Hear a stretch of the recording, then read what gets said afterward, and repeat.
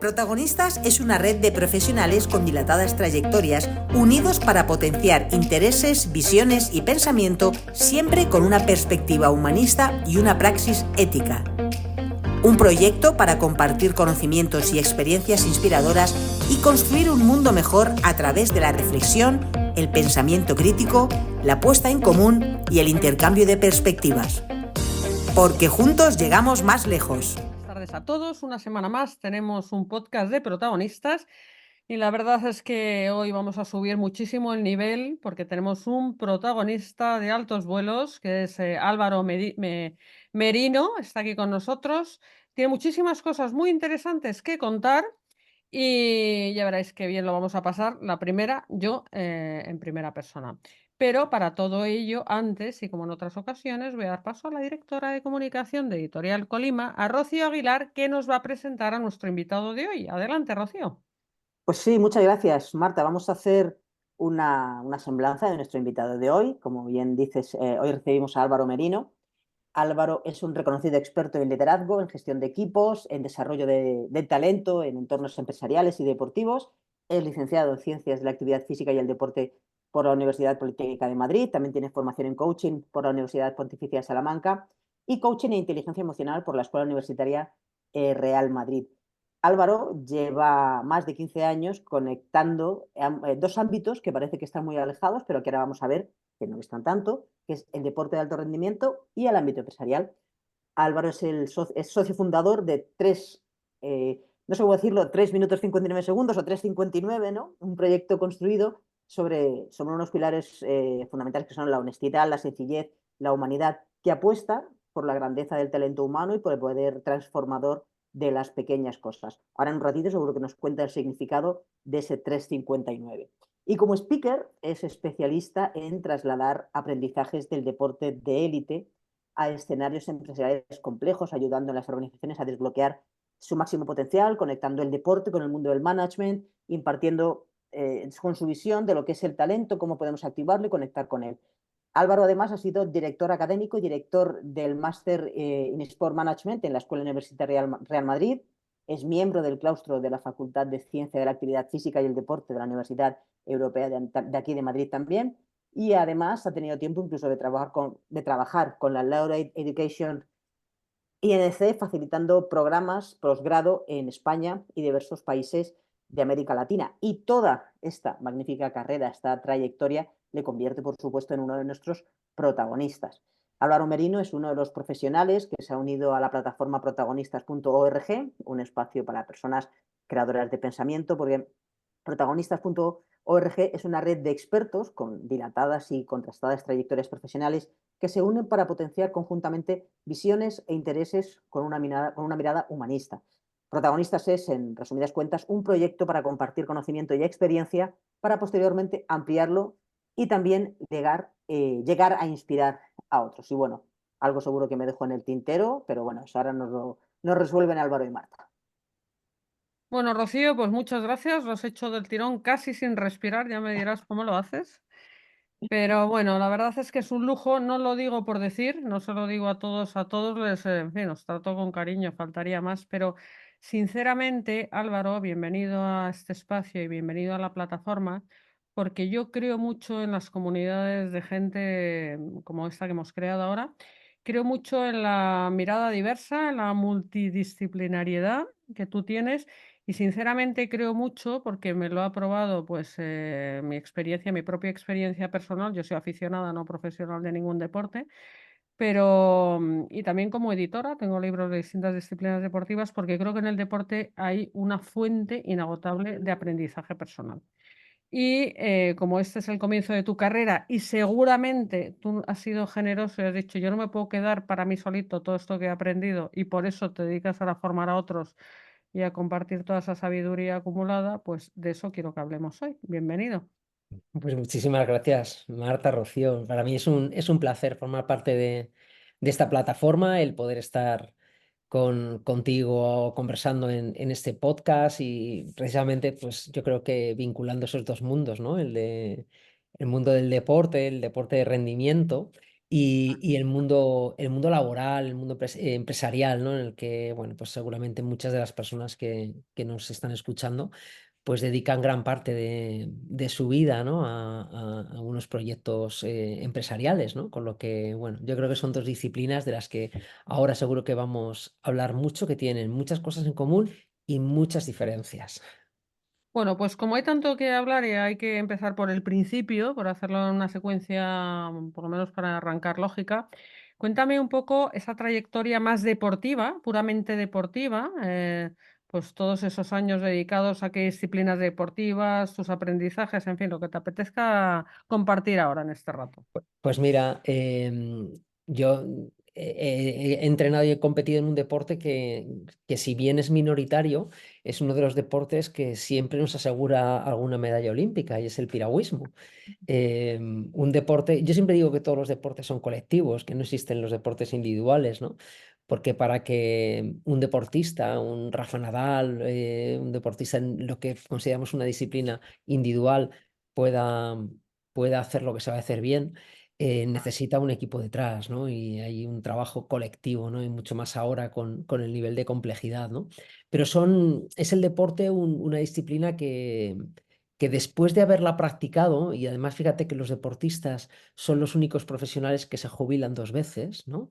Que tienen que cerrar porque su cuerpo les dice hasta aquí una parte de su vida muy importante al que le han dedicado muchísimo tiempo y luego tienen por delante otros 25 o 30 años, ¿no? de vida profesional. El deporte, sobre todo cuando acabas, te pone delante la cantidad de aprendizajes competenciales, de aprendizajes intangibles, ¿no? Que en ese momento no eras consciente porque lo que querías era mejorar físicamente, pero te das cuenta de cómo la responsabilidad, la disciplina, la tolerancia a la frustración, la gestión de expectativas, el trabajo bajo presión, los has inoculado desde que eres muy pequeñito, ¿no? Y ¿Tú casi cuándo lo empezaste? vives, ¿Tú cuándo ¿no? empezaste con Bueno, eso? pues también jovencito, como a los 12 años, y compitiendo hasta los 28 aproximadamente. Y claro, son disciplinas en las que además yo hacía una disciplina que era larga distancia y no había, lógicamente no había recorrido muy grande a nivel internacional ni en los juegos, ¿no? Y eso, bueno, pues ya también te exige tener que hacer una carrera paralela, ¿no? Ir viendo o anticipando esa realidad que va a llegar, porque al final tu deporte sí te ocupa gran parte de tu día, pero no es lo que te da, lo que, no, lo que te va a dar de comer, ¿no? Porque tú ¿dónde practicabas, Álvaro? Cuéntanos un Yo, poco. Sí. aquí en Madrid, y eso es una gran limitación para los que practicábamos piragüismo en Madrid. Nosotros lo hacíamos en la casa de campo y los 900 metros de perímetro que tiene el lago de la casa de campo, cada vez que pasabas por el embarcadero, era una tentación para bajarte del barco, ¿no? Con lo que eso no nos lo ponía Está bien. fácil, ¿no? Pero sí que también te endurece mucho la cabeza, ¿no? Cuando tienes que estar dando vueltas permanentemente a algo y no lo hace demasiado atractivo, ¿no? Otro aprendizaje interesante. Me parece un deporte maravilloso porque tiene ese componente, o sea, yo lo veo con componente de aventura, el descender un río, el flotar por el agua, el deslizarse por el agua, mejor dicho. Yo tuve un programa de radio bastante tiempo con Rocío, que es el río que nos lleva. El agua tiene ese Ujú. algo mágico. Estoy segura de Exacto. que de ahí te venían luego todos esos, también te refrescaba bastante las posibles reflexiones ulteriores, ¿no? De lo que estabas haciendo. Sin duda, sin duda. Muy bonito de practicar, pero también muy condicionado por la climatología, que eso también lo hacía especialmente duro, ¿no? Es verdad. Todo el mundo relaciona la piragua con la primavera o el verano, pero el invierno es duro. El invierno es muy duro. Y además, curiosamente, el que entrena en invierno es el que tiene resultados en verano, ¿no? Otra de esas cosas que el deporte te enseña, ¿no? Interesante, interesante. Oye, cuéntame cómo fue entonces ese salto, ¿eh? Porque ese salto es fácil de visto desde fuera, pero claro, es como estar en otro planeta, ¿no? Lo que hacías antes y a lo que te dedicas ahora de forma profesional e intensa, que es formar a los demás. Hay muchos aprendizajes, pero eso hay que convertirlo en un negocio, en un modo de vida, ¿no? En una pasión, en una ocupación profesional. ¿Cómo se produce este giro? Fíjate, yo creo que es casi sin planificarlo, ¿no? Pero sí es verdad que hay un momento, claro, viniendo de un deporte de naturaleza, mi lógica normal de desarrollo pues trabajar en empresas que estaban vinculadas con los deportes de aventura, ¿no? De hecho, mi primera empresa la fundé hace ya muchísimos años y tenía que ver precisamente con esto, ¿no? Y era curioso porque muchas veces recibíamos a un grupo de personas y a los 10 minutos estábamos a 30 metros de altura tirándoles por una cuerda, ¿no? Y había veces que pasaban la valla y les decíamos, oye, ¿te has dado cuenta que te digo que te tires? Me conoces hace 10 minutos y te tiras, ¿no? Y la gente decía, tomaba conciencia, ¿no? Y dices, claro, esto me hacía pensar mucho, es, ¿qué hacemos, ¿no? Para generar tanta confianza tan rápido, ¿no? Ujú. Y que incluso la gente ponga sus vidas en nuestras manos, ¿no? Y ahí es donde yo creo que empezó a despertar un poco esto y dices, ¿cómo lo haces de manera tan natural, ¿no? De ahí es cuando conecto con esto, ¿no? Ujú. Luego yo tengo la enorme suerte de que mi padre durante toda su vida ha actuado de payaso y he tenido la suerte de conectar el mundo del deporte y de alguna forma el mundo de las artes escénicas, que es realmente lo que sigo haciendo ahora mismo, ¿no? Es Muy decir, interesante. bueno, me he visto más discretamente, pero sigo estando en un escenario o estoy un poco frente a la gente, pero es una cosa que yo defiendo mucho, que al final somos los frutos de los entrenamientos que hemos ido haciendo a lo largo de nuestra vida, ¿no? De todos los aprendizajes y sobre todo de todos los aprendizajes en entornos informales, ¿no? Yo defiendo mucho esto, quien estudia música, quien practica deporte y compite, quien hace danza, teatro, sin darte cuenta, has adquirido unas habilidades que luego pues lo que tienes que hacer es incorporar un conocimiento más técnico del entorno en el que te mueves, ¿no? Pero esto, si no lo has hecho, es más difícil de incorporar, mucho más. Está muy bien, es un aprendizaje, según tus palabras, lo formulo de otra manera, experiencial, ¿no? El cuerpo tiene ese aprendizaje y lo que tú te has convertido es un observador y un analista de ese aprendizaje y has sacado tus propias conclusiones, ¿no? O sea, me ha gustado cómo has hecho ese viaje, ¿no? Ese viaje, pues lo lógico, es un viaje lógico, o sea, y tiene sentido, dices, pues yo estaba en algo de outdoor, como dice, ¿no? De naturaleza, y hice una empresa pues de deportes de alto riesgo, por lo que veo, y empezaste a observar y a observarte seguramente, pues cómo nos comportamos los humanos, la psicología, y de ahí seguramente que te vinieron tus reflexiones y profundización en esas áreas de las cuales hoy eres experto, de liderazgo, gestión de equipos y otros ámbitos que llevados al mundo de las organizaciones, pues son desde luego competencias absolutamente necesarias, ¿no? O sea, esta ha sido un poco la trayectoria, ¿no, Álvaro? Sí, luego a mí me ha ayudado mucho, he estado 20 años de profesor en la universidad, con lo que también ahí se adquieren muchas herramientas metodológicas, didácticas, que creo que también es importante, ¿no? No solamente es lo que sabes, sino cómo eres capaz de transmitir aquello que sabes, cómo conectas con una audiencia que nunca eliges. Es decir, pues nosotros nunca elegimos a la persona con la que trabajamos en general, ¿no? Pero yo creo que en la universidad me hice mayor, como suelo comentar muchas veces, ¿no? Porque también es un escenario fantástico que te ayuda mucho a ser muy riguroso en lo que dices, a no caer en territorios comunes y en frases vacías, sino realmente tener un poco esa temperatura, ¿no? Y yo creo que la universidad dignifica mucho también la labor docente, ¿no?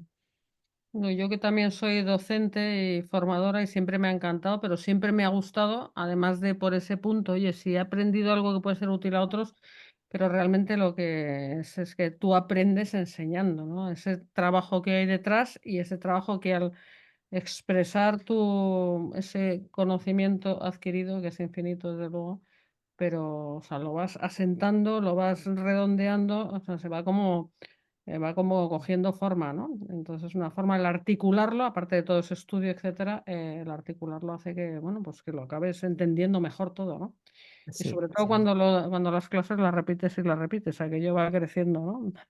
Sí, a mí, fíjate, y sobre todo la universidad me ha enseñado la importancia de tener que estudiar a diario, ¿no? Yo Ujú. ahora dedico 2 horas a estudiar todos los días, ¿no? Y hay gente que cuando lo cuento dice, pero bueno, es posible, digo, hombre, si fuera deportista nadie le extrañaría, ¿no? Que entrenara 3, 4 horas diarias, ¿no? Ahora, dedicándome a esto, lo que no entiendo es que haya gente que se dedique a esto y que no le dedique 2 horas a estudiar al día, ¿no? No me cabe en la cabeza, ¿no? Pero sí, sí, ese rigor en la universidad a mí me ha ayudado mucho a disciplinarme también, ¿no? El deporte también lo hizo y ahora también en este aspecto que de alguna forma es más cognitivo, es fundamental, es fundamental. Muy bien. Cuéntame ahora de tu actividad. Bueno, vamos a escribir primero que lo cuentes tú, que lo vas a contar mejor que yo, porque Rocío ha hecho una introducción. O sea, ahora mismo tu empresa, ¿qué ofrecéis exactamente? O sea, Bueno, ¿qué es lo mira, que estás haciendo? y como Sí. decía Rocío, no sé cómo nombraros, si 359 tal. 359 es el proyecto que comparto con otros profesionales y bellísimas personas, y que precisamente conecta el mundo del deporte y la empresa, porque viene de una historia muy bonita, de una historia del mundo del atletismo, que es la historia de la Milla Milagra, de la historia de Roger Bannister, el primer atleta que fue capaz de correr la milla imperial británica por debajo de 4 minutos, ¿no? Lo hizo en 3:59, cuando los médicos daban por cierto que era imposible que un ser humano corriera esa distancia por debajo de 4 minutos, ¿no? Y como cuando Bannister lo logró, 17 atletas ese mismo año también lo hicieron, ¿no? Y eso habla mucho de cómo el deporte es un escenario donde podemos retar muchas creencias que tenemos, ¿no? Y esto yo creo que en el mundo de las organizaciones es muy importante. Y 359 es un ecosistema en el que lo que buscamos a través de esta conexión del deporte y el mundo de la organizacional, utilizando el deporte como metáfora, porque yo creo que es muy amigable para explicar muchas cosas, ¿no? Ayudamos o acompañamos a las organizaciones a que crezcan a través del aprendizaje, ¿no? Y yo creo que este es el propósito que tenemos, ¿no? A partir de ahí, pues bueno, en mi caso es, por un lado, a través de conferencias y por otro lado, trabajando con comités de dirección en el desarrollo de esos equipos, ¿no? En esos proyectos de crecimiento del equipo, porque al final es de donde luego permea toda la cultura de las organizaciones, ¿no? Y si no trabajamos desde ahí, pues muchos de los proyectos y las iniciativas se quedan a medio camino. Y a partir de ahí, pues es sobre todo todo ese desarrollo del liderazgo de los equipos, de la gestión del cambio, del conflicto, todo lo que, bueno, llamamos habilidades blandas, ¿no? Donde nosotros ponemos siempre a las personas y el humanismo y el liderazgo humanista por delante, y esa es un poco nuestra aportación de valor, siendo además muy tailor-made, ¿no? Siendo pequeñitos, nos gusta ser pequeñitos, muy cuidadosos en lo que hacemos, ¿no? Ser muy honestos donde podemos aportar valor y donde no, levantamos la mano y preferimos que vengan otros a hacerlo mucho mejor, ¿no? Es decir, nosotros hemos decidido poner por delante la excelencia al crecimiento y somos grandes defensores de esta idea, ¿no? Esto nos da mucha libertad. Fíjate que te iba a comentar otra cosa y ya con esta última reflexión me ha venido esa frase que han puesto mis chicos en tu perfil que hemos colgado en protagonistas, que yo lo reviso, pero tengo un equipo de analistas y community managers, la verdad es que muy buenos. Mm. Han puesto esa frase, no hay atajos como frase destacada, ¿no? En el deporte y en las organizaciones no hay atajos, ¿no? En el liderazgo. Hay trabajo duro detrás, ¿no? Sin duda. Mira, para mí hay varias leyes que el mundo del deporte nos regala. Una es esto, ¿no? Es decir, las cosas son fruto de un esfuerzo sostenido en el tiempo. No, no hay sorpresas. No hay sorpresas. Fíjate si es maravilloso que ahora hemos tenido unos Juegos Olímpicos a los que mm, el mayor porcentaje de los deportistas que han acudido y son unos privilegiados, ¿no? Por estar allí, tenían la absoluta certeza de que no iban a conseguir una medalla. Y sin embargo, han entrenado 4 años para hacer lo mejor que saben hacer, ¿no? Entonces, eso me parece brillante. Hay deportes en los que, bueno, solamente tienes que ver los cronos y sabes quién se va a llevar medalla y quién no, no hay capacidad de sorpresa apenas, ¿no? Y esa es una de las grandes leyes además, yo creo que viene a resolver una cierta disonancia que tenemos ahora, ¿no? Vivimos en un mundo donde la distancia entre lo que deseas y lo que tienes se llama Amazon, ¿no? Es un mundo de inmediatez absoluta. Y eso tiene que convivir con el hecho de que las cosas importantes nunca son flor de un día, ¿no? Son fruto de ese esfuerzo, ¿no? Y esto es una situación que sobre todo las nuevas generaciones, pues no me gustaría estar en su pellejo ahora mismo, bien, que nosotros no vivimos y ahora tienen que lidiar con esto, ¿no? Esa es una de las, para mí, de las grandes leyes del deporte. Y la otra, que es la que nos diferencia y la que a mí me gusta siempre poner por delante, es que en el mundo del deporte nosotros dedicamos 6 veces más tiempo al menos a entrenar que a competir. Y en el mundo de la empresa estamos en una competición permanente y un deportista si compitiera continuamente se lesionaría. Y esto debería hacer reflexionar a muchas organizaciones. Hay personas, equipos y organizaciones que están lesionados y pretenden correr un maratón teniendo una triada. Es imposible, es imposible, ¿no? Entonces, las organizaciones necesitan parar para pensar, parar para entrenar, ¿no? Entender que el entrenamiento te permite cambiar, porque la competición es automatismo, es repetición. Y yo creo que hay un aprendizaje muy grande. La prisa, ¿no? La velocidad desmedida es el gran enemigo. Los mejores deportistas, Marta, son aquellos que en situaciones de mucha presión son capaces de mantener la calma. Mm. Esta es la gran diferencia. Yo tengo la suerte de trabajar actualmente en el mundo del deporte con los árbitros y árbitras de fútbol y es una profesión apasionante que empecé cuando tenía 20 añitos como preparador físico. eh, y la gran diferencia, los grandes errores en las tomas de decisiones no tienen que ver nunca con falta de conocimiento técnico, tienen que ver con la dificultad de regularse emocionalmente en ese tipo de situaciones, ¿no? Y esto es absolutamente trasladable a las decisiones que se toman en las organizaciones. Fíjate que, o sea, ahora me estás llevando a lo que me había surgido antes, pero he encontrado otra cosa que compartir contigo, que me interesa mucho tu punto de vista, porque, o sea, ya veo que bien utilizas la metáfora del deporte para el mundo de las organizaciones. Desde tu punto de vista es algo más que una metáfora, es un conocimiento adquirido como deportista que ha corrido, fíjate que voy a utilizar esta palabra repetida, o sea, que ha hecho carreras de fondo, estás hablando de, hay que ser corredores de fondo, porque si no, o sea, te acabas pues desfondando, lesionando, en fin, estas cosas a las que tú apuntabas. Y también has hablado pues, de este ejemplo de inspiracional de atletismo, como hay tantos otros, que además de amigables, muy gráficos, que la gente entiende, de superación del ser humano, o sea, como especie. Y dices, ¿cómo este deportista, cómo esa gente escala montañas, ¿sabes? Aunque se le congelen los dedos de la pie y sigue escalando y la gente sigue batiendo récords y sigue superándose por encima de sus capacidades físicas, por lo menos las que creemos que tenemos. Es decir, hay tantos ejemplos admirables de hasta dónde puede llegar el ser humano que uno se queda estupefacto y dice, es que casi no hay límite, siempre hay un límite, pero el límite a veces está mucho más lejos del techo que nos podemos poner. Entonces, la cuestión que te lanzo, ¿qué es más importante desde tus reflexiones y todos estos años de pensar sobre el ser humano, el cuerpo o la mente? Estoy hablando Bueno, de un deportista. A ver, te estoy haciendo elegir y son los dos, pero si tuviéramos que primar uno, bueno, es que no voy a primar ninguno. No voy a primar ninguno. Están absolutamente conectados. Yo creo que, mira, en el mundo del deporte muchas veces se dice, qué gran jugador era, pero le fallaba la cabeza. No, pues si le falla la cabeza no es un gran le jugador. falla Lo todo. siento mucho, ¿no? Claro, claro.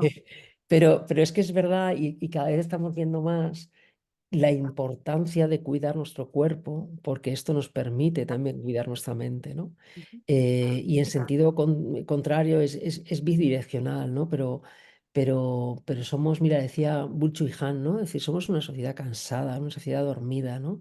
Aletargada, agotada, y físicamente no nos estamos cuidando nada. Y además es que muchas veces lo hacemos muy mal. Fíjate que hasta qué extremo, ¿no? Que ahora se ha puesto muy de moda y vinculando con el deporte, ¿no? Muchas actividades de alta intensidad, ¿no? Y hay un directivo, una directiva que han tenido un día de estos tremendos, estresantes y tal, y se van al gimnasio y se pegan otra paliza tremenda, ¿no? Y no se dan cuenta que el cerebro no diferencia. Le has estado dando mucha paliza durante el día y te vas al gimnasio y le metes otra hora de paliza brutal, ¿no? Es decir, y parece que esto ya te relaja, no, no te relaja, te está agotando mucho más. Bien, hay mucho desconocimiento todavía sobre el cuerpo y mucho sobre la mente, ¿no? Pero, pero bueno, toda esta corriente del autocuidado, ¿no? Tan importante. Pero mira, el otro día escribía un artículo en LinkedIn haciendo una reflexión sobre esto, ¿no? Porque ahora nos hemos ido mucho al autocuidado y estamos rozando casi el narcisismo, ¿no? Eh, Somos una sociedad que cada vez, desgraciadamente, tenemos menos conciencia del otro. Estamos más desconectados de nosotros mismos y por ende más desconectados de los otros, ¿no? Cuando yo era pequeño, mi hijo me dice, papá, en tu época, digo, no, no, mira, mi época es hoy, bonito. Pero cuando era más joven es otro momento, ¿no? Yo Ya somos recuerdo que mi dos. madre me mandaba al mercado y cuando tenía que esperar, porque había 3, 4 personas en la pescadería, era ese momento en el que pensaba en mis cosas. Era un momento maravilloso en el que estaba conectado conmigo, ¿no? Ahora no. Ahora sacamos el teléfono móvil, ¿no? Y si no somos capaces de estar conectados ni con nosotros mismos, ¿cómo vamos a estar conectados con los otros? Con los demás. Es tremendo, ¿no? Entonces, el cuerpo y la mente es que son indisociables. Yo creo mm, que muchas veces abandonamos mucho el cuerpo, nos abandonamos mucho comiendo mal, descansando mal, soportando un nivel de estrés crónico que el mundo del deporte no es saludable, Marta. O sea, Lo nosotros claro, el llevamos, exceso, claro, sí, sí. claro, claro, no es saludable. El mundo organizacional de alto nivel tampoco lo es, tampoco lo es. El exceso nunca es bueno. A ver, esta pregunta que te la he lanzado muy simplistamente, pero te digo porque a mí también me interesa mucho, o sea, yo como también estoy en estos temas, he leído mucho los últimos años de inteligencia corporal, de eso que llaman ahora, que es fascinante, embodied cognition, o sea, como el cuerpo tiene su propia inteligencia y sabes, o sea, tú cuando practicas un deporte, sabes que la mejor forma de que eso funcione es no ser tú un impedimento, ¿sabes? O sea, cuando dejarle hacer, o sea, dejar que haga sus cosas, dejar que una vez que ha aprendido pues la técnica, o sea, casi lo que lo único que tienes que hacer es lo que tú estás diciendo, es conectarte contigo mismo, estar presente y fluir con el asunto. Y entonces es mucho más fácil que tu bola de golf salga o que esa sesión de equitación, cada uno lo que hago, le salga cuando estás simplemente estando, ¿no? El Eso estar es. ya es un reto para el ser humano. Sin embargo, dicho esto y todos mis descubrimientos en este sentido y dándole al cuerpo la preponderancia que creo que merece después de siglos de que hemos sido, ¿sabes? Solo cabezas pensantes y el cuerpo parece algo despreciable. Yo te digo, o sea, comparto contigo mi debate porque sigo creyendo, ¿sabes?, en nuestra capacidad de visualizar, que son las técnicas que se utilizan en deporte, cómo el ser humano, con ese control mental, con la capacidad de controlar su pensamiento, ¿sabes?, de disciplinar su pensamiento, en ese conjunto, que no puedo estar más de acuerdo, que es el cuerpo y la mente, pues seguramente pues, sea capaz, pues eso, de superar cualquier obstáculo, cualquier, ¿sabes?, enfermedad, cualquier cosa. O sea, yo creo mucho en que, o sea, si tuviera que elegir, fíjate, después de tantos años del tema del cuerpo, sigo pensando que la mente es que somos mente. O sea, el ser humano es fascinante precisamente por la mente que somos, ¿no? Sí, sí, Era un sí. poco esta la razón de mi... Yo ahora entreno físicamente 1 hora y estudio 2. Ahí está el equilibrio. O sea, no se puede hacer una cosa sin la otra, ¿no? Eso es. Pero bueno, es fascinante. A mí creo que el deporte, o sea, también me fascina porque yo ya te digo, siendo muchísimo menos avanzada que tú, digo, ojo, es que lo que se puede aquí aprender de esto, simplemente uno observándose cómo evoluciona, ¿no? Sí, fíjate que nosotros Sí. a los deportistas cuando tienen que manejar los errores en competición, siempre les decimos que hay como 3 patitas. Una es cómo respiras, otra cómo está tu cuerpo y otra qué es lo que te dices, cuál es tu diálogo interno, ¿no? Y ahí es donde confluyen las 3 cosas. Solamente trabajando tu diálogo interno no vas a poder resolver las cosas, ¿no? Es decir, tienes que trabajar esas tres cajitas que están totalmente conectadas. Muy bien. Bueno, háblame ahora de un tema que a mí especialmente me gusta. Yo tengo una causa editorial totalmente comprometida con los valores. Es también uno de los ejes fundamentales de la plataforma, de la comunidad de protagonistas que hemos creado. Ha salido varias veces en la conversación y me lo estaba dejando, ¿sabes?, no para el final, nos queda un ratito, pero sí, me parece uno de los temas. eh, los valores, te lanzo yo como es una conversación en un interrogatorio, o sea, para mí son como un ancla, un faro. Si seguimos con el tema de la metáfora, pues ese eje a partir del cual se puede articular todo lo demás. Te lo voy a preguntar por avanzar en la conversación llevado al liderazgo, el tipo de liderazgo que vosotros, tú desde tu organización y desde tu tribuna, ¿vale? De formador, de orador, en tus conferencias, etcétera, el tipo de liderazgo por el que apuestas, el tipo de liderazgo el que te gustaría ver en la gente que tiene capacidad de influir en otros y de mover proyectos. Háblame un poquito de esto. Mira, buah, apasionante. Me conecto con una frase que un día Jorge Valdano, que para mí es una persona muy especial porque he trabajado con él unos cuantos años, me decía, mira Álvaro, en el mundo del deporte, en el mundo de la empresa, hay dos elementos, ¿no? Uno es el estilo y otro son los resultados. Ninguno de los dos es más importante que el otro, pero el estilo siempre va primero. Esas señas de identidad, ¿no? A mí me parece maravillosa esa reflexión, es la que nunca podemos perder. Nunca creo que si anteponemos los resultados al estilo que nos identifica, estamos de alguna forma prostituyendo lo que somos, ¿no? Los valores son los elementos que traccionan, ¿no? Y que conectan el propósito con los comportamientos. El año pasado tuvimos la suerte de trabajar en la Rafa Nadal Academy haciendo un proyecto de revisión profunda de la cultura, del propósito y de los valores de la academia. Precioso, maravilloso, pero luego, claro, cuando es la academia Rafa Nadal quien te está pidiendo revisar los valores, dices, Dios mío, en mi vida, ¿no? Sí, Y fue una experiencia muy bonita porque además nació del ADN de todos los trabajadores, porque esto de los valores no pueden hacer del CEO, ni del comité de dirección, ni del departamento de marketing. Nunca tiene que nacer del ADN de las personas, ¿no?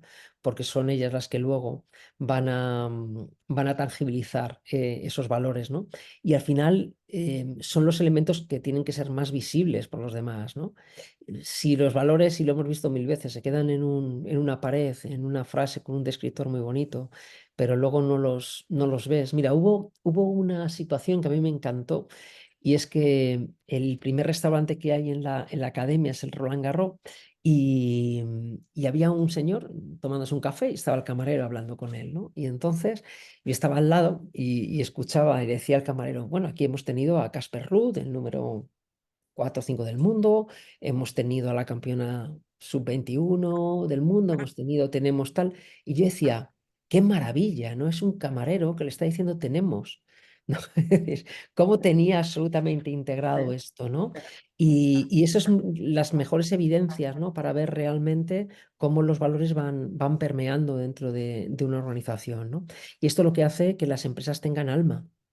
Y si no, pues las empresas que no tienen alma, pues son como gallinas sin cabeza, ¿no? Que durante un tiempo siguen, pero bueno, lo hemos vivido con la gran renuncia, hemos visto cómo mucha gente ha tomado conciencia que necesitan ese sentido de utilidad, ¿no? Que lo que hagan mejore de alguna manera el ecosistema en el que están, ¿no?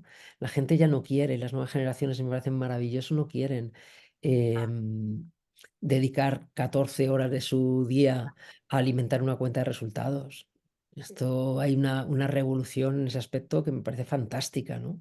Gente que tiene una sensibilidad también por lo social que es maravillosa, ¿no? Y yo creo que eso es una gran noticia, ¿no? Dentro de un escenario que parece que todo es catastrofista, yo creo que hay la campana de Gauss sigue siendo la misma. Hay gente maravillosa, gente del montón y gente que sigue haciendo la fotosíntesis, ¿vale? O sea que, pero yo creo que viene una generación con ciertas ideas muy claras y que siguen siendo también esos rebeldes que fuimos cuando teníamos 20 años, esos románticos, que es necesario que afloren, ¿no? Luego la vida ya irá colocándonos y asentándonos a todos, ¿no? Pero creo que es gente que defiende mucho eso, porque además ha vivido en culturas de ocio que no han vivido nuestros padres, que nosotros descubrimos tarde, y defienden sus espacios. Eso es fantástico. Sí, yo estoy de acuerdo que los jóvenes, con todo lo que se les critica, yo cuando Se critica por la tecnología, se les critican por cosas que si nos miramos los que ya no somos tan jóvenes, digo, pues si nosotros hacemos lo mismo, etcétera, ¿no? Exactamente. Pero yo afortunadamente tengo fe en que, vamos, y estoy convencida de que lo que viene siempre es mejor que lo que hubo y por Claro. lo tanto hay que ser positivo. Oye, esto que me estás diciendo que me parece fascinante, el trabajo que hacéis de meteros en una organización como la Academy de Nadal. Y bueno, creo que dice mucho a favor de ellos y de cualquier organización que se someta a ese análisis, porque quiere decir que les preocupa, les inquieta, y es verdad que hasta las mejores organizaciones, el paso de tiempo, ya sabemos que todo poquito a poco se puede ir diluyendo por el simple hecho de ser más grandes, ¿no? He hecho un análisis de estas características donde se identifican unos u otros valores o que no están los valores que tenían que estar y estas cosas. ¿Cómo se inculcan los valores en una organización que perdió el rumbo en ese sentido, lo que pudo ser el fundador que lo tenía claro y en ese momento lo transmitía y luego el fundador pues se jubiló, desapareció, estamos en otra generación o en otro, como digo, otro momento de la organización? ¿Cómo se revitaliza esto? Pues mira, yo creo que uno de los errores que se cometen es pretender que todo el mundo se alinee con todos los valores, ¿vale? Una de las cosas que yo creo que también nos enseña el mundo del deporte es que menos es más, ¿no? Que la maestría está íntimamente ligada con la simplicidad, ¿no? Cuando tú ves a alguien que hace algo muy, muy bien, que sabes que es muy bueno y que parece fácil que lo hace, pero sabes que no lo es porque realmente está muy arriba, ¿no? ¿Por qué digo esto? Pues porque nosotros apostamos mucho por el hecho de trabajar con pocos valores, con el hecho de personalizar mucho los valores, y esto lo hacemos adjetivando los valores, ¿bien? No es una cuestión de utilizar el entusiasmo como valor, sino el entusiasmo vital o la responsabilidad generosa. Es decir, adjetivar los valores hace que primero los aterrices, porque uno de los grandes problemas es que no se aterrizan los valores. Y después, lo que tú te tienes que asegurar como organización es que esos valores están presentes, pero no tienes que asegurarte que todo el mundo está alineado con todos los valores, sino que cada persona pone el foco en uno o dos valores que son importantes en la compañía. Bien, y esto lo que te garantiza es que los valores afloren, ¿no? Entonces, eh, poner mucho foco y saber qué colectivos son los que tienen que poner foco en determinados valores. Nosotros trabajamos con un modelo en el que los cuatro valores cada uno dispara hacia un lado, uno dispara hacia el futuro, otro hacia el presente, otro hacia adentro y otro hacia afuera. Es asegurarnos qué personas son claves para qué valores claves de la compañía, ¿no? Y esto es lo que hace que la gente lo viva, no dices, Dios mío, ahora tenemos que hacer todo esto, ¿no? Es todo un mundo, no, no, no. Es quitar, es simplificar, es reducir, ¿no? Pero ir muy, muy enfocados. El poner foco es una máxima del mundo del deporte, ¿no? Es decir, ya no estamos en la era de la gestión del tiempo, estamos en la era de la gestión de la atención, ¿no? Entonces, poner atención y focalizarse en lo que realmente es importante es lo que te permite hacer eso. Y como tú bien decías, en una profunda reflexión. Porque hay muchas organizaciones que, o bien porque están creciendo mucho, una cuestión que le pasó a la academia, o bien porque aquellos valores vinculados con el fundador, ¿no? Y empresa familiar, y en este país el entramado familiar es muy importante, pues ya no conectan con la gente más joven. Y de hecho, em, hablamos de cómo vienen de mal las nuevas generaciones, pero también hay que hacer es la reflexión de qué es lo que la gente más joven ve en nosotros, ¿no? Sobre todo, qué es lo que ven en los niveles directivos. Hay mucha gente joven que dice que yo para llegar donde tú estás me tengo que convertir en eso. No quiero. Y tienen mucha razón.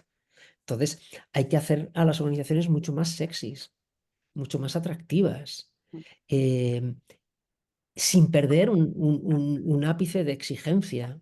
O sea, la exigencia tiene que estar, lo que yo creo que lo que he sido y lo que soy, primero como deportista y luego como profesional, es fruto de esa exigencia, ¿no?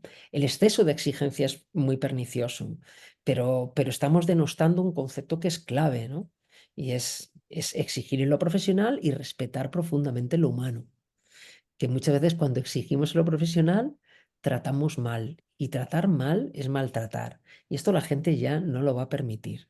Mm. Y eso también es maravilloso. Entonces, hay un cambio cultural profundo y hay que empatizar y hay que entender la cantidad de diversidad generacional, cultural, que tienen las organizaciones que antes no existían, ¿no? Es un trabajo profundo y, bueno, como pasa en muchas organizaciones, requiere tiempo. Y esto también, en un mundo donde el tiempo es una quimera, yo vengo del deporte donde el tiempo es una quimera, hay gente que no es capaz de, tú lo decías muy bien, ¿no? De mirar un poquito más lejos, de levantar la barbilla, ¿no? De imaginar el futuro, que es la capacidad exclusivamente humana, ¿no? Imaginar futuros.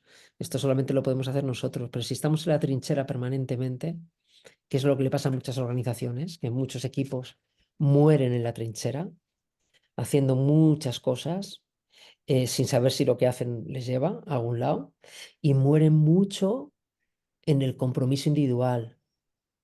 Y el compromiso individual es muy noble, pero es insuficiente. Es el motivo fundamental por el que la gente se quema. Lo da todo hasta que dice, ya no puedo más. Claro, pero es que no va de comprometerte individualmente, sino de comprometerte colectivamente, ¿no? Y ese es otro de los grandes retos que tienen las organizaciones, desde mi punto de vista. Fíjate que, bueno, tu discurso es que está muy elaborado, hablas de cosas, no lo has dicho con esta palabra, me quedo, pero con esa parte de esencia, ir buscando realmente los fundamentos, porque la casita, si empiezas por el tejado, pues se desmorona. Hay que ir buscando la esencia y me gusta simplificar, porque es verdad cuántas organizaciones tienen en su misión corporativa unos valores grandilocuentes que pueden sonar muy bien.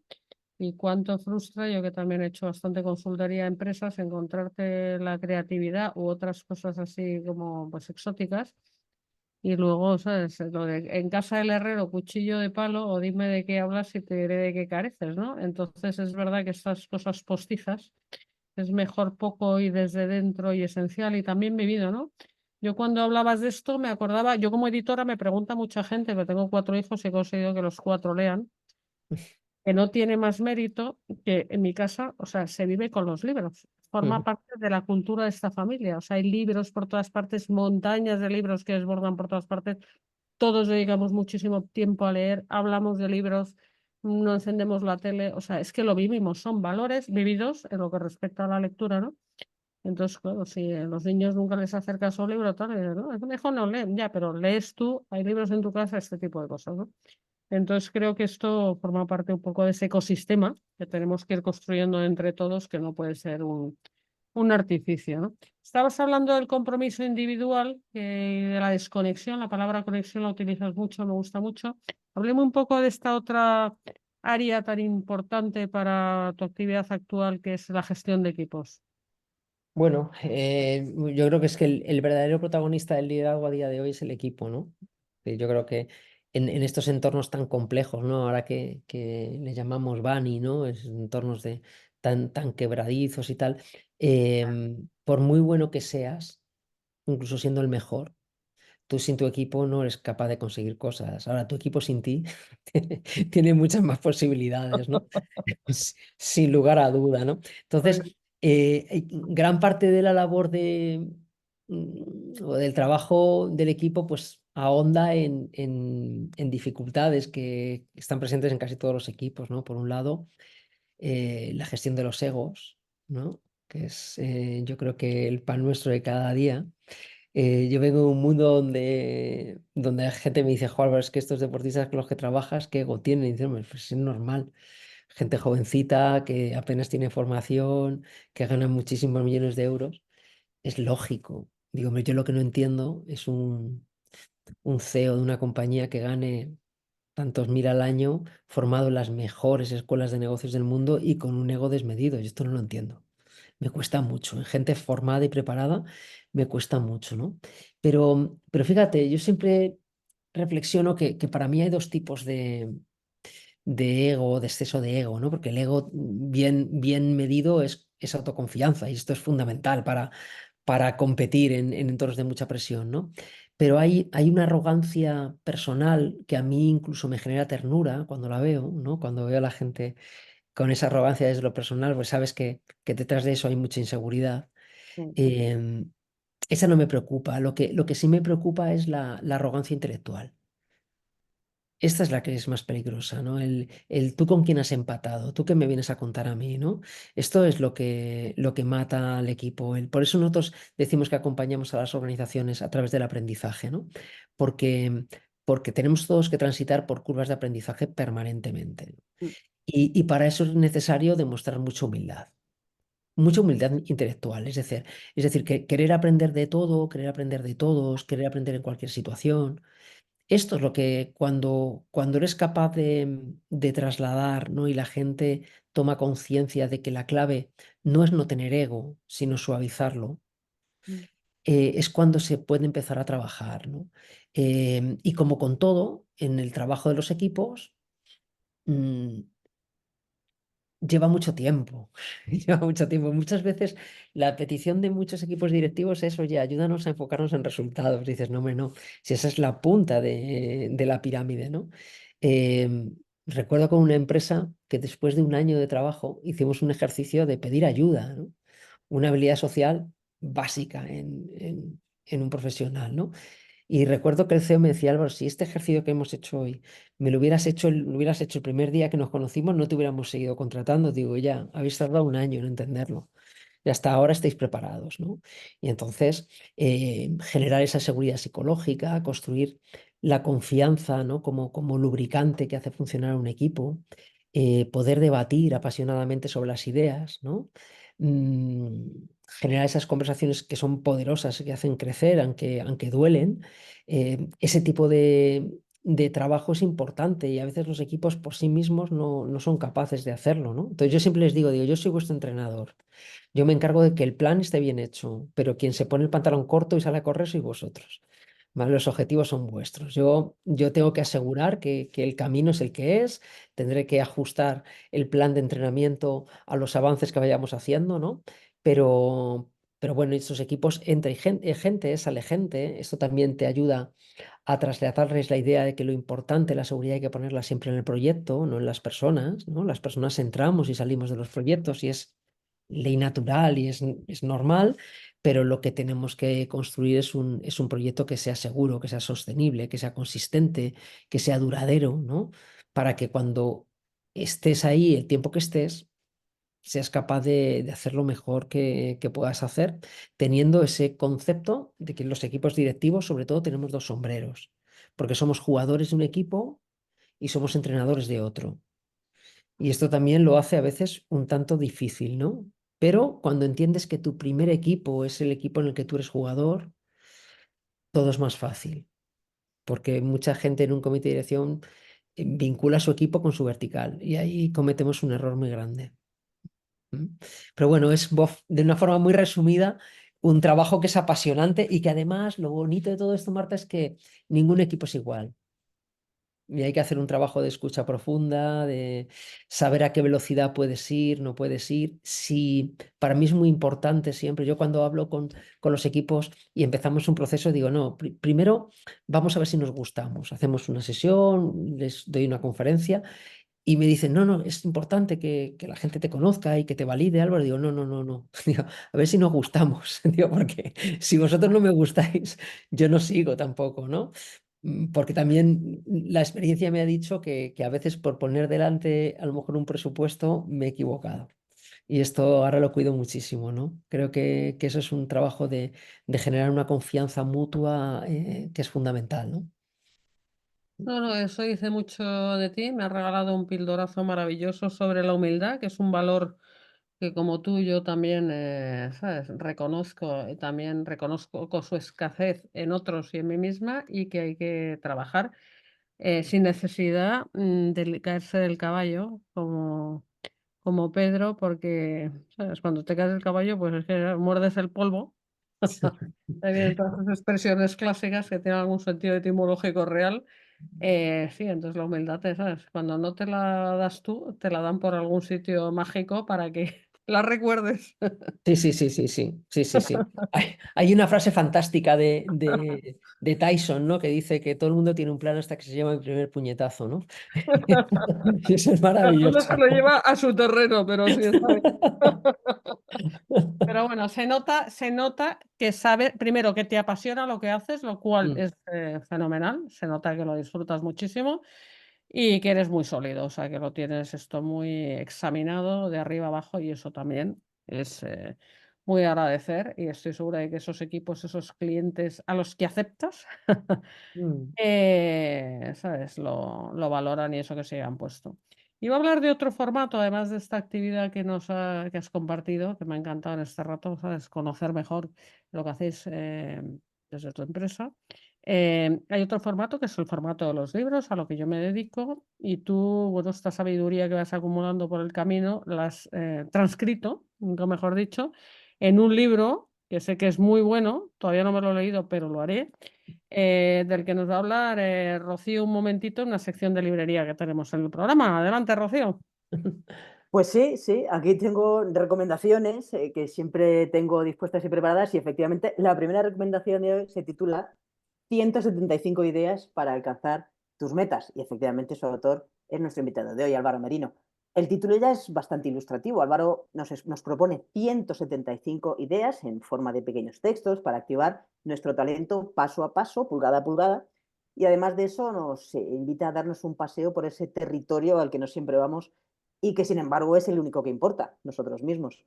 En estas páginas podemos encontrar respuestas o incluso nuevas preguntas a las creencias que nos limitan, que nos potencian, a ver cómo el optimismo muchas veces nos ayuda como un trampolín a saltar a otros retos o a recordarnos que no hay mejor compañía que la de las emociones o simplemente desafiarnos a nosotros mismos. En definitiva, Álvaro, en este 175 ideas para alcanzar tus metas, nos invita a detenernos y a cuestionarnos todo antes de abrazar las ideas, ya que sin una profunda atención en mitad de esa prisa que antes comentabas generalizada, es complicado calibrar alternativas y tomar decisiones acertadas, es decir, tener comportamientos positivos para poder generar una actitud positiva. Y luego también quiero hacer otra recomendación, además del libro de Álvaro, que es un libro que se titula Pedaleando hacia el éxito. Es un libro editado por Colima, está escrito además por otro miembro de la plataforma Protagonistas, que es Igor González de Galdeano. Pedaleando hacia el éxito, aquí Igor nos expone las similitudes que concurren en la trayectoria de un deportista de alto nivel, cosas que nos ha estado contando Álvaro, y un profesional de empresa con responsabilidad sobre personas. Esta práctica requiere un nivel de compromiso, de responsabilidad muy similar a la que requiere la gestión directiva. Igor nos va desgranando las 11 temporadas en las que fue ciclista profesional, trabajo en equipo, gestión emocional, equilibrio personal, humildad, disciplina. Son algunas de las claves que Igor analiza en este Pedaleando hacia el éxito. Nos revela el paso a paso de una trayectoria exitosa en uno de los deportes más duros que existen, el ciclismo. Antes comentabas que el ciclismo precisamente es un deporte muy personal, pero tienes que tener detrás un equipo muy importante y que es precisamente lo que nos dice, ¿no? Que ese trabajo en equipo es fundamental, pero en el que el sufrimiento, sobre todo, y el sacrificio personal se repiten constantemente. Estas son las recomendaciones de hoy. Espero que os gusten. Os recuerdo que todos estos libros están en nuestra web www.libreriacolima.com y si estáis en Madrid podéis venir a visitarnos a nuestra tienda porque estamos en la calle Covarrubias, número 28. Muchas gracias. muchas Gracias, gracias, Rocío. Rocío. Esto de pedalear es muy interesante porque es literal, porque hablamos de ciclismo, pero bueno, el verbo se utiliza para otros significados que tienen que ver con lo que hemos hablado, de que hay que trabajar y esas cosas, ¿no? Hay que pedalear bastante. Y además es un deporte muy bonito porque en cada equipo hay un líder y los demás son gregarios, ¿no? Y todos trabajan para abrirle una ventana de oportunidad al líder, ¿no? Y el líder agradece mucho cuando gana todo ese trabajo, ¿no? Y a veces wow, es una renuncia. Fíjate, hay un concepto en el mundo del deporte que seguramente creo que ningún deportista utilizaría, que es el de sacrificio, sí el de renuncia, ¿no? Porque cuando tú decides libremente hacer un deporte, no es un sacrificio. El sacrificio es cuando tienes que hacer cosas que no puedes elegir, ¿no? Pero sí que tienes que renunciar a muchas cosas, ¿no? Y bueno, yo creo que eso también nos ayuda a haber desarrollado, y creo que por encima de otra mucha gente, una competencia que es clave, que es la toma de decisiones.